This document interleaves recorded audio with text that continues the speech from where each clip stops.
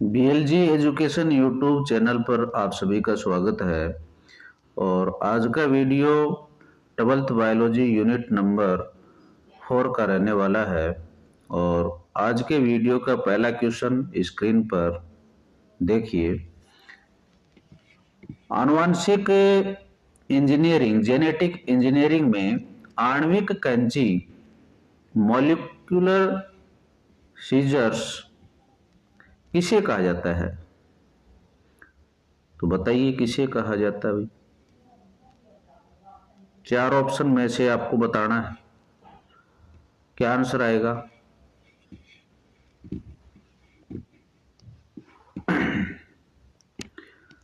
तो सही आंसर है प्रतिबंधन एंडोन्यूक्लियस। प्रतिबंधन एंडोन्यूक्लियस डीएनए को विशिष्ट स्थानों पर काटते हैं, इसलिए इन्हें आणविक कैंची कहा जाता है। अगला प्रश्न है, जैल वैद्युत कण संचलन मतलब जैल इलेक्ट्रोफोरेसिस में डीएनए के टुकड़े किस ओर गति करते हैं? बहुत ही बढ़िया प्रश्न है, बताइए इसका आंसर किस ओर करते हैं?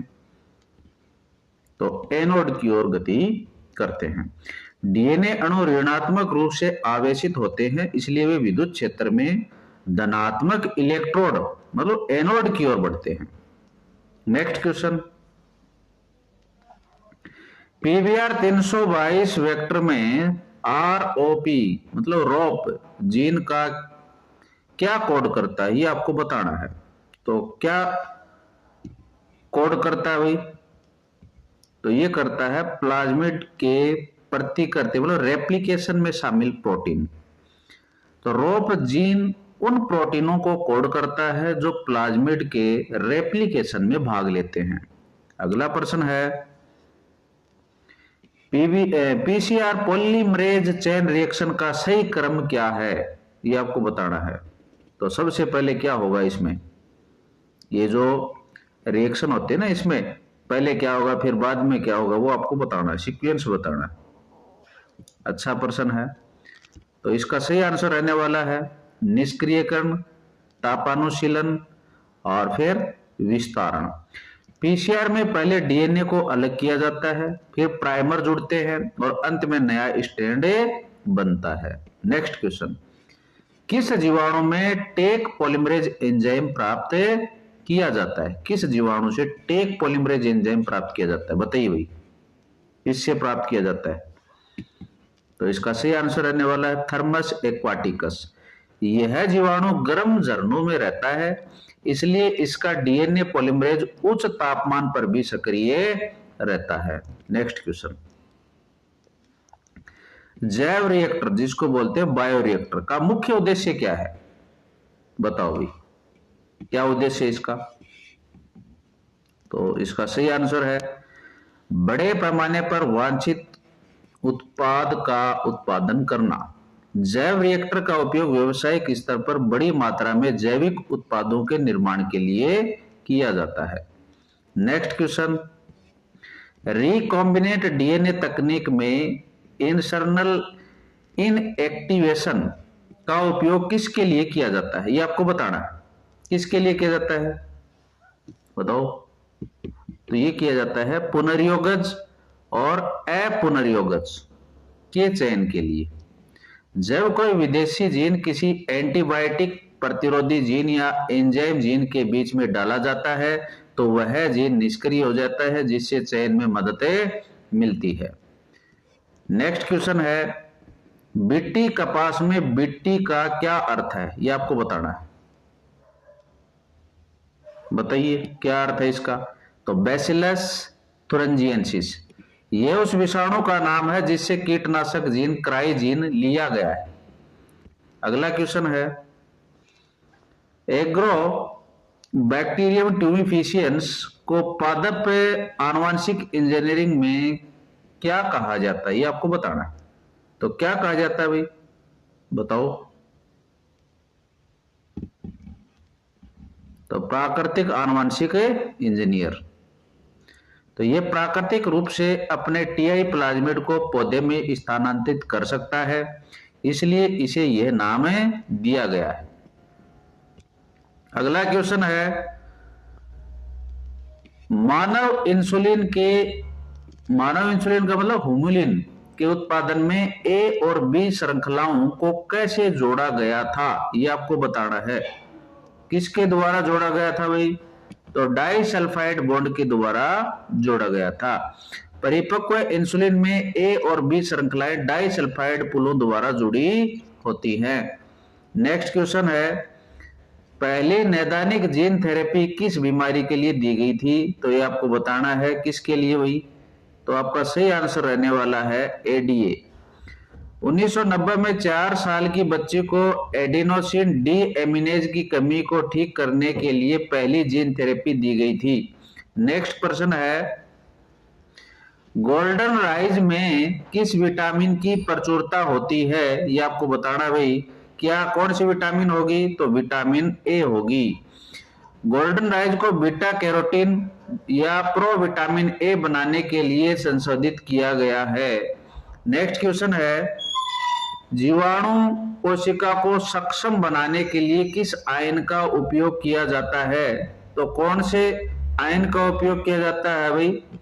तो बिल्कुल सही आंसर रहने वाला है कैल्शियम आयन का। द्वि संयोजक कैल्शियम आयन कोशिका भित्ति की पारगम्यता बढ़ाते हैं जिससे डीएनए प्रवेश करे सकता है। नेक्स्ट क्वेश्चन, आरएनए अंतरक्षेप तकनीक का उपयोग पौधों को किससे बचाने के लिए किया जाता है? तो बताइए भाई किससे बचाने के लिए किया जाता है? तो निमेटोड से, मतलब सूत्रकृमि से। आरएनएआई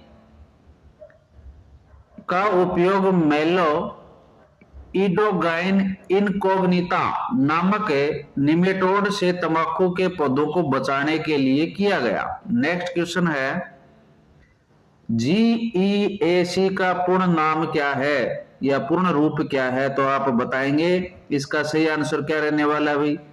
तो इसका आंसर रहने वाला है सी नंबर ऑप्शन। तो जेनेटिक इंजीनियरिंग एप्रीशियल कमेटी, तो यह है भारत सरकार की समिति है जो जीएम अनुसंधान और जीवों की सुरक्षा की निगरानी करती है भाई। नेक्स्ट क्वेश्चन, बायोपायरेसी का संबंध किससे है? ये आपको बताना है। तो किससे संबंधित है भैया?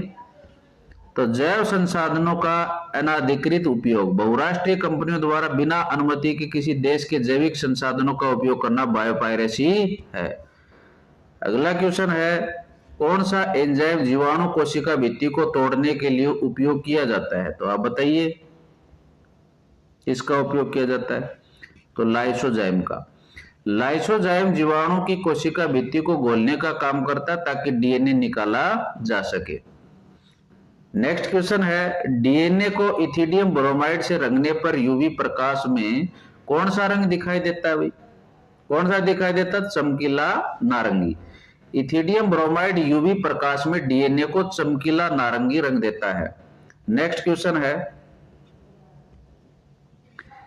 इको आर फेस्ट में सीओ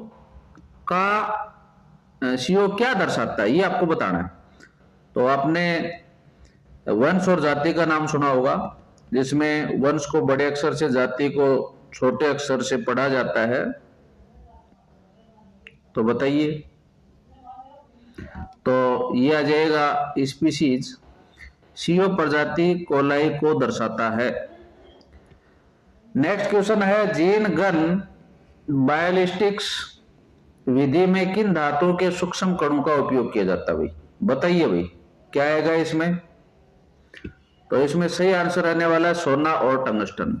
ये धातुएं भारी और निष्क्रिय होती हैं जिनका उपयोग डीएनए को लेपित करके कोशिकाओं में दागने के लिए किया जाता है। नेक्स्ट क्वेश्चन, कौन सा वेक्टर जंतु कोशिकाओं में जीन क्लोनिंग के लिए उपयोग किया जाता है? तो कौन सा किया जाता है भाई? बिल्कुल सिंपल सा क्वेश्चन है, रेट्रोवायरस का।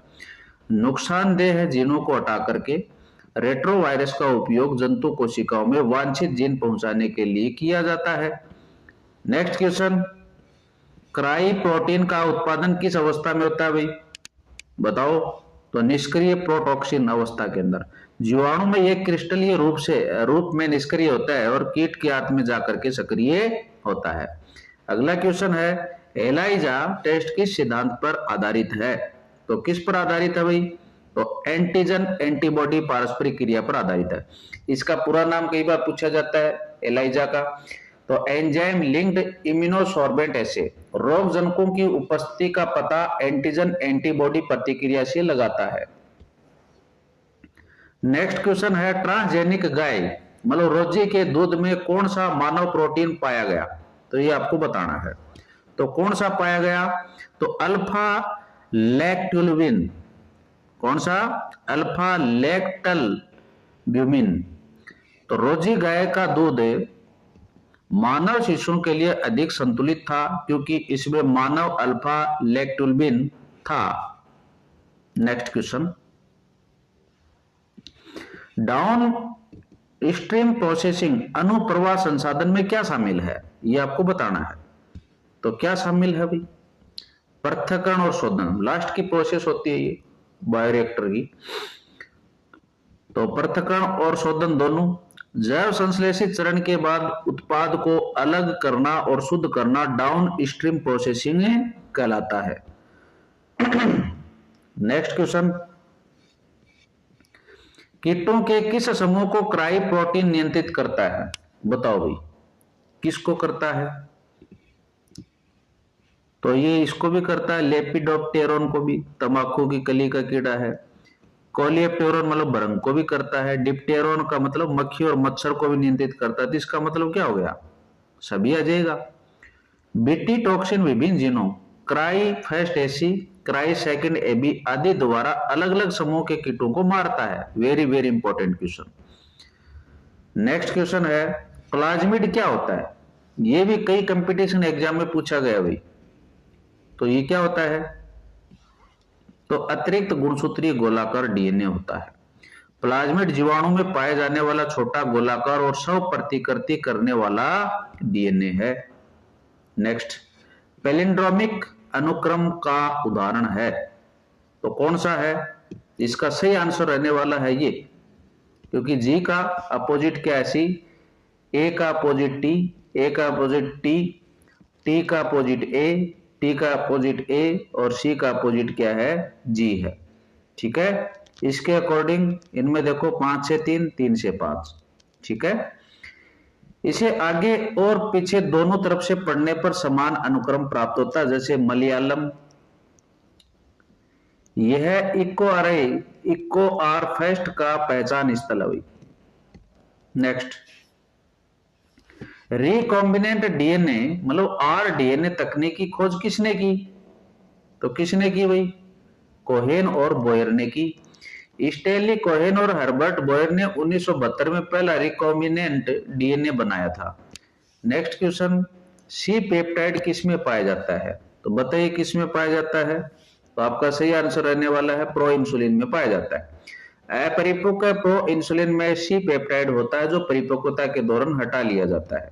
नेक्स्ट क्वेश्चन, जीवाणु को ठंडा करने और फिर हीट शॉक मतलब 42 डिग्री सेंटीग्रेड देने का उद्देश्य क्या है, बताओ भाई क्या उद्देश्य है इसका। तो डीएनए ग्रहण करने की क्षमता बढ़ाना। यह तापमान परिवर्तन झिल्ली के छिद्रों के माध्यम से डीएनए प्रवेश की सुविधा देता है, ट्रांसफॉर्मेशन। नेक्स्ट क्वेश्चन, स्पूलिंग क्या है, बताओ भाई किसको बोलेंगे स्पूलिंग। सीधे डायरेक्ट मीनिंग पूछे जाते हैं कई बार शब्दावली से। अवक्षेपित डीएनए को बाहर निकालना। ठंडा एथेनॉल डालने पर डीएनए दागों के रूप में दिखता है जिसे छड़ से निकालना स्पूलिंग कहलाता है। Next question, प्रतिबंधन enzyme restriction enzyme प्राकृतिक रूप से किसमें पाए जाते हैं, तो किसमें पाए जाते हैं भाई, तो किसमें पाए जाते हैं, तो जीवाणु में पाए जाते हैं। बैक्टीरिया इसका उपयोग वायरस मतलब बैक्टीरियोफेज के डीएनए को काटकर अपनी रक्षा के लिए करते हैं। अगला क्वेश्चन है ब्लू व्हाइट स्क्रीनिंग में यदि प्लाज्मिड में कोई बाहरी जीन जुड़ जाता है तो कॉलोनी का रंग कैसा होगा, तो आपको बताना है कैसा होगा।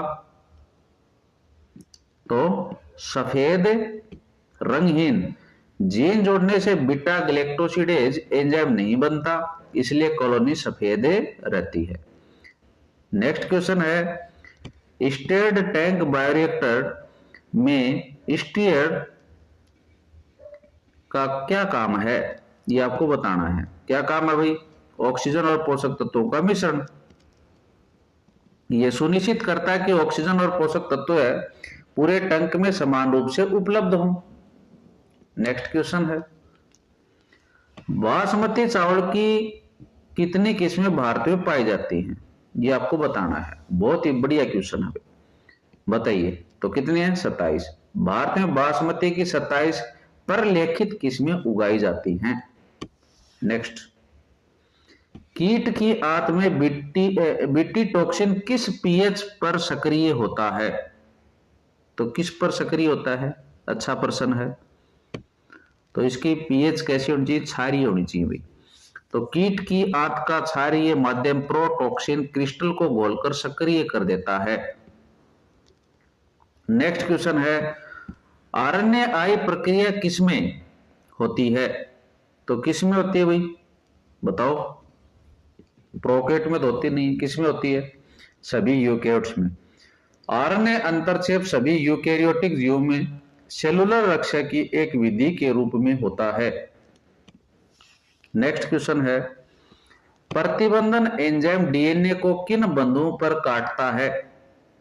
तो कौन से बंधु के ऊपर काटता है? तो आपका सही आंसर रहने वाला है फॉस्फोडाइएस्टर बॉन्ड के बंधुओं के बीच में काटता है। प्रतिबंधन एंजाइम सुगर फॉस्फेट बैकबोन में फॉस्फोडाइएस्टर बॉन्ड को तोड़ते हैं।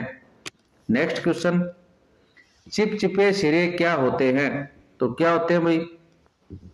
तो ये होते हैं डीएनए के सिंगल स्ट्रैंडेड लटकते हुए सिरे। प्रतिबंधन एंजाइम द्वारा काटने पर बने एकल रज्जुक जो पूरक सिरों के साथ आसानी से जुड़ सकते हैं। अगला क्वेश्चन है, एली लिली कंपनी का संबंध किससे है? तो किससे है भाई? तो मानव इंसुलिन उत्पादन से है। 1983 में इस अमेरिकी कंपनी ने पहली बार रिकॉम्बिनेंट डीएनए तकनीक से इंसुलिन बनाया था भाई। अगला क्वेश्चन है,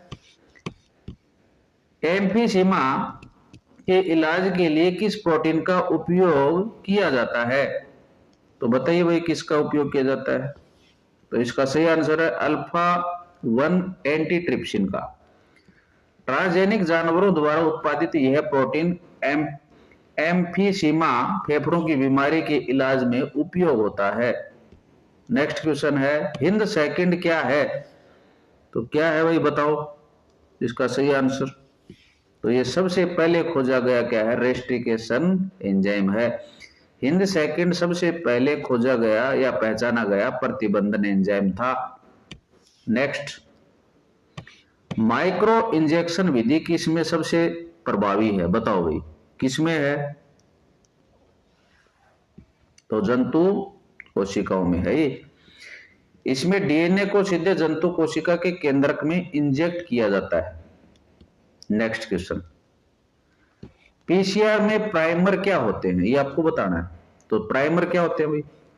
छोटे रासायनिक रूप से संश्लेषित ओलिगोन्यूक्लियोटाइड्स होते हैं। ये डीएनए के छोटे टुकड़े होते हैं जो टेम्पलेट डीएनए के पूरक होते हैं।